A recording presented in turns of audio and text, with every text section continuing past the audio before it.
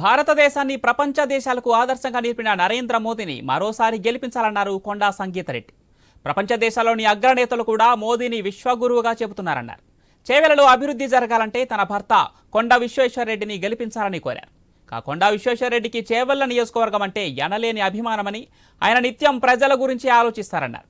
Chevella BRS MP అభ్యర్థిగా భారీ మెజార్టీతో గెలిపించాలని ప్రజలకు విజ్ఞప్తి చేశారు. వికారాబాద్ రాజీవ్ గృహకల్ప రామయ్యగూడ ఎంఐసి ప్రాంతంలో నిర్వహించిన ముగ్గుల కార్యక్రమంలో పాల్గొన్నారు సంగీతరెడ్డి. మీ కమ్యూనిటీలో ఇలా ఇంత మంచిగా ఒక కార్యక్రమం చేశారు, ముగ్గుల కార్యక్రమం. ఇది మన పరంపర, మన ఎన్నో రోజుల నుంచి మేము చేసేది. పొద్దున్నే లేచి ఆ ముగ్గేస్తే ఒక కళ వస్తుంది ఇంటికి, అదొక దానం కూడా. అది పక్షులు తింటారు, అన్ని తింటారు. అలాంటి మన ధర్మంని కాపాడే ఒక చిన్న ఇట్లా జెస్చర్ అని అంటారు, ఒక చిన్నగా చేశారు, కానీ దీంట్లో చాలా పెద్ద మీనింగ్ ఉంది.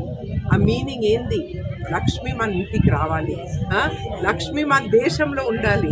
కమలం అంటే లక్ష్మి. అందరం బాగా రావాలి, మీరందరు పైకి రావాలి, మన దేశం పైకి రావాలి. అది ఆ భావనతోని మీరు చేస్తున్నారు.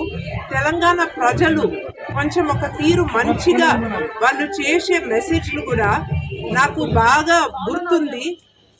ఉద్యమం అప్పుడు అందరు ఇట్లా రోడ్డు మీదకి వచ్చి పాటలు కట్టి వంట వార్పులు రోడ్డు మీద వంటలు చేసి లేడీస్ కూడా పార్టిసిపేట్ చేసి, ఇది ఆలో లాంటి ఒక గెస్చర్ అన్నమాట.